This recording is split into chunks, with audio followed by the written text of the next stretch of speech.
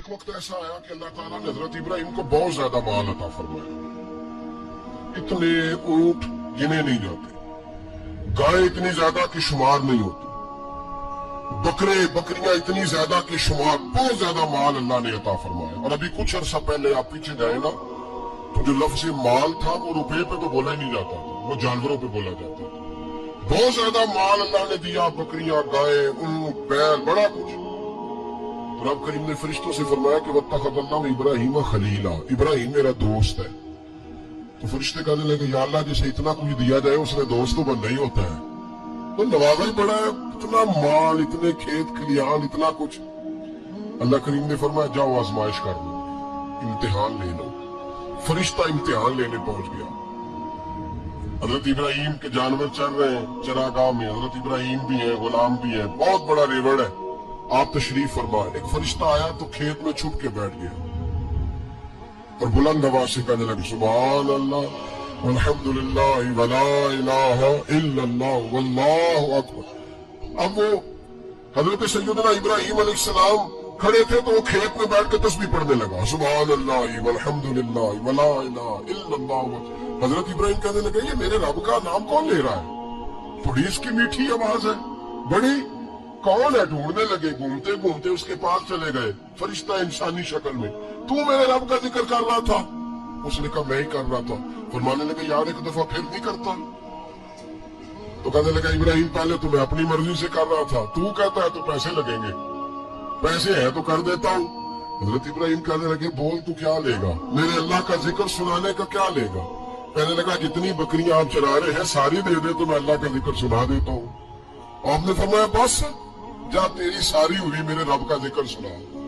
اور پھر شروع ہو گیا سبحان اللہ الحمدللہ ولا الہ الا اللہ واللہ اکبر. حضرت ابراہیم علیہ السلام کیف میں یار پھر ذرا سنا، نا علما وچ پھسا سانو تو یار دی گل سنا سا. ذرا دوبارہ سنا. میں پھر سنایا، ایک دفعہ پھر کہا. رشتہ کہنے لگا باس جی آپ کے پیسے پورے ہو گئے. حضرت ابراہیم کہنے لگے چل ایک دفعہ اور سنا. کہنے لگا پیسے لگیں گے. تو کیا لے گا؟ کہنے لگا گائے بھینسیں ساری میری. فرمایا بس یار اتنی قیمت، تو سنا صحیح، سارا کچھ ہی تیرا. پھر شروع ہو گیا سبحان اللہ والحمدللہ ولا الہ الا اللہ واللہ اکبر. گائیں دے دی، بھینسیں دے دی، وہ ذکر سنا کر حضرت ابراہیم کبھی مچلتے ہیں، کبھی روتے ہیں، کبھی آہیں بھرتے ہیں. تو میرے رب کا نام لے رہا ہے، ذرا پھر سے لے. کیف جاری ہے. کہنے لگا بس بھائی. حضرت ابراہیم فرمانے لگے تو اور لے لے جو لینا ہے، مجھے ذکر سنا. اس نے کہا ابراہیم بکریاں میں لے چکا، گائے بھینسیں میں لے چکا، اونٹ رہ گئے، سارے لے لوں گا پھر ذکر سناؤں گا. فرمایا جا تیرا ہوا تو ذکر سناتا رہے، میں دیتا ہوں. دے دیا. کچھ دیر ذکر کیا تو اب خاموش ہو گیا.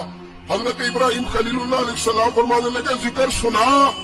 کہنے لگا ابراہیم اب تیرے پاس دینے کو کیا ہے؟ ہر چیز تو میں لے چکا. آپ فرمانے لگے یہ گائے بھینسیں بکریاں چرانے کے لیے تجھے کوئی نوکر ملازم بھی تو چاہیے نا. تو اس طرح کر مجھے رکھ لے، میں روٹی نہیں مانگوں گا، کھانا نہیں مانگوں گا، تو اللہ کا ذکر سناتا رہنا، میں تیرے جانوروں کی نوکری کرتا رہوں گا. حضرت ابراہیم علیہ السلام نے جب یہ کہا نا فرشتے کی آنکھوں میں آنسو آ گئے. تر دامنی پہ شیخ ہماری نہ جائیے، ہم دامن نچوڑ دیں تو فرشتے وضو کریں. فرشتہ رو پڑا اور کہنے لگا ابراہیم مجھے سینے سے لگا. میرے رسول کریم صلی اللہ تعالی علیہ وسلم نے نظر کی صفائی پر سب سے پہلے توجہ دی ہے. ہمیں اپنے بچوں کو تاڑنا ہے، ہمیں اپنے بچوں کو دیکھنا ہے، ہمیں انہیں خود پکڑ کے اچھی مجالس میں لے کر کے جانا ہے. اور سنو میرے حبیب پاک صلی اللہ علیہ وسلم نے کتنی پابندی فرمائی. کوئی مولوی ہو، کوئی پیر ہو، کوئی فقیر ہو، کوئی درویش ہو، کوئی دربار کا سجادہ ہو، کوئی کسی جگہ بیٹھنے والا ہو، کسی کو بھی عورت کے ساتھ تنہا رہنے کی اجازت ہے؟ سارے بولیے اجازت ہے؟ کسی کو بھی عورت کے ساتھ تنہا رہنے کی اجازت ہے؟ بالکل نہیں ہے، قطعاً نہیں ہے. میرے نبی کریم صلی اللہ علیہ وسلم نے فرمایا جہاں مرد اور عورت اکٹھے ہوں گے تیسرا شیطان ہوگا. ابن حجر کہتے ہیں ایک سیابی نے عرض کی حضور اگر وہ دونوں نیک ہو، اگر دونوں نیک ہو تو میرے حبیب پاک صلی اللہ علیہ وسلم نے فرمایا یحییٰ کے بیٹے زکریا بھی ہو اور عیسیٰ کی والدہ مریم بھی ہو تو پھر بھی میں دونوں کو اکیلے رہنے کی اجازت نہیں دیتا. जब उनको इजाजत नहीं है, जब उनको इजाजत नहीं है तो बाकी कोई किस खाते में है। मैं सुनता हूँ और आज मैं बबांगे दोहल कहता हूँ, हमें वो दरबार भी कबूल नहीं है। सुन लिया जाए, मेरी बात को नोट किया जाए, हमें वो दरबार और मजार भी कबूल नहीं है जहाँ बुराई और मंशियात के अड्डे कायम है।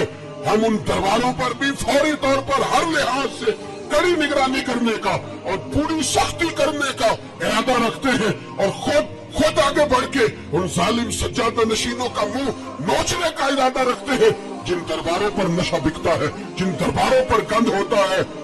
दरबार तो ऐसे होते हैं कि दाता अली अजमेरी रहमतुल्लाह अलैह का दरबार हो पर चारों जानिब कुरान पाक की तिलावत हो रही हो। जुमा इतना बड़ा होता हो कि लाहौर में इतना बड़ा जुमा ही और कोई ना हो। दरस हदीस होता हो, दरस निजामी का मदरसा कायम हो और औरतों का जाना अलग हो, मर्दों का जाना अलग हो, पूरी शरीयत की पाबंदी हो, फिर किसी दरबार पर जाने की इजाजत है, वरना कोई किसी जगह भी किसी भी लिहाज से कभी न जाए। मेरे अजीजों, मंशियात के खिलाफ जिहाद, बेहयाई, उरियानी, फहाशी, मिल्लत का जवान अपनी नजर को छुपाना सीख जाए। और मेरे दोस्त देखना, बेटियों को खतरा किससे है? यहाँ हिंदू भी कोई नहीं, सिख भी कोई नहीं, आर्या भी कोई नहीं, बुद्ध मत भी कोई नहीं, यहाँ ईसाई भी अकलियत में, यहाँ यहूदी भी कोई नहीं, लेकिन फिर भी बेटियों की अगर शर्मो हया महफूज न हो। हदीस सुनाने लगा हूँ, हदीस है, हदीस रसूल है।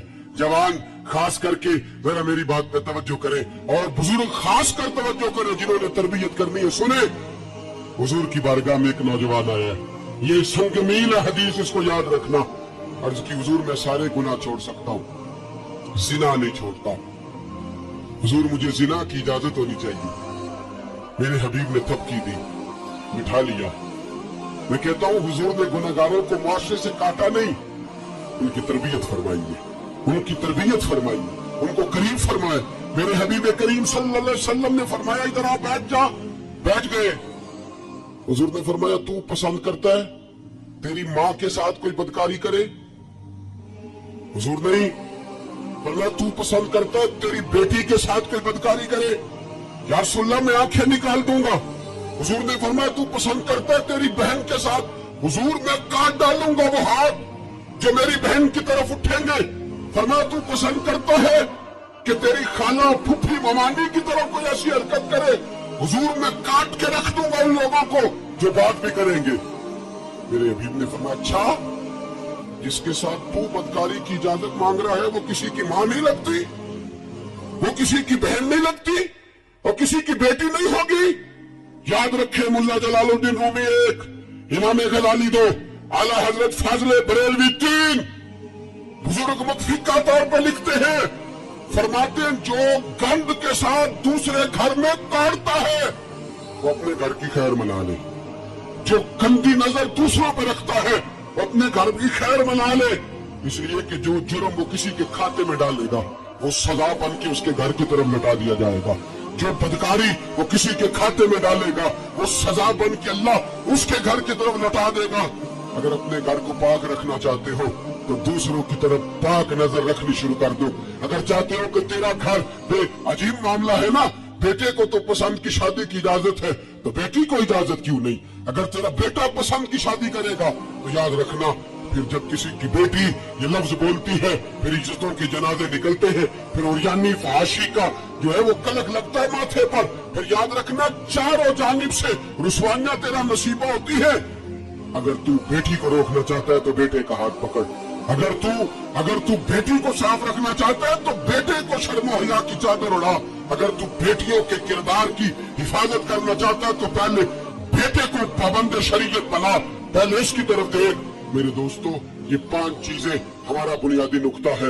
एक तो अमीर गरीबों की तहकीर करना छोड़ दे, दूसरा गरीब अमीरों से मांगना छोड़ दे, तीसरा इज्जत के साथ जीना सीखे, हमें हर हाल में सूद से, हराम पैसे से बचना। चौथा, हर तरफ मंशियात फैली है, हमें उसके खिलाफ जिहाद करना है। 5वां, बेहयाई, उरियानी, फहाशी, गली गली, नगर नगर निकल करके इसके खिलाफ हमने बोलना। मुझे मेरे साथी कहते हैं नौजवान महफिलों में आना छोड़ गए, वो कहते हैं हजरत साहब के सारे मौजूआत ही हम पे होते।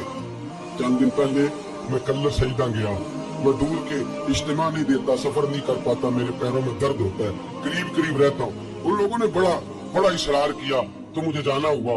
मैं जब वहां पहुंचा कुछ देर मैंने बात की तो मेरे ख्याल में यही था कि जवान नौजवान कहाँ बात को सुनते हैं, ये थोड़ी मेरी बात को सुनेंगे। मैंने इरादा किया, थक भी बड़ा गया कि 20-25 मिनट बात करूंगा। 3-4 नौजवान मेरे सामने बैठे थे। अभी मैंने मुस्तफा की हदीस का रंग छेड़ा ही है। छम छम उनकी आंखों से आंसू बरसने लगे। छम छम, अल्लाह की कसम, मिंबर रसूल पे बैठा हूँ। मैं अपने अंदर शर्मिंदा होने लगा। मैंने कहा यार तू कहता था नौजवान बात नहीं सुनते, तेरी मिल्लत का जवान, उसे किसी ने बात सुनाई नहीं, शायद तू उस तक बात पहुंचा ही नहीं सका। अरे गुनहगार बड़ा है पर मुस्तफा का गद्दार तो नहीं ना। ये बड़ा पापी है पर हुजूर की बात नहीं सुनेगा। नबी पाक के पैगाम की तरफ नहीं 50 मिनट बात करके मैं लौटा। एक हफ्ते में इतने मुझे उन्होंने फोन किए, इतने फोन करने लगे जैसे तैसे भी हो आप दोबारा आइए, मुझे जुमेरात को दोबारा वहां जाना है। वो कहने लगे जौन सा वक्त कहेंगे हम रखेंगे, लेकिन खुदारा हमें सिर्फ मंशियात का नशा किसी ने लगा दिया है, इश्क मजाजी का गंदा नशा किसी ने लगा दिया है। कोई ऐसा मिले जो हमें रसूलुल्लाह के इश्क का नशा भी लगा दे।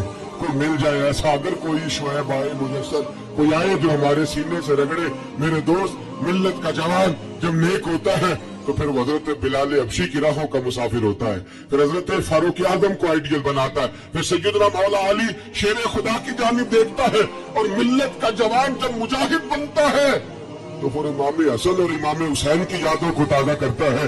वो कभी इल्मो दीन बन जाता है, कभी आमर चीमा बन जाता है, और कभी मुमताज हुसैन कादरी की शक्ल में सामने आ जाता है। वो डट जाता है, वो डट जाता है। मिल्लत के जवान तेरे सीने से अब रसूल करीम सल्लल्लाहु अलैहि वसल्लम की मोहब्बत को खींचा जा रहा है।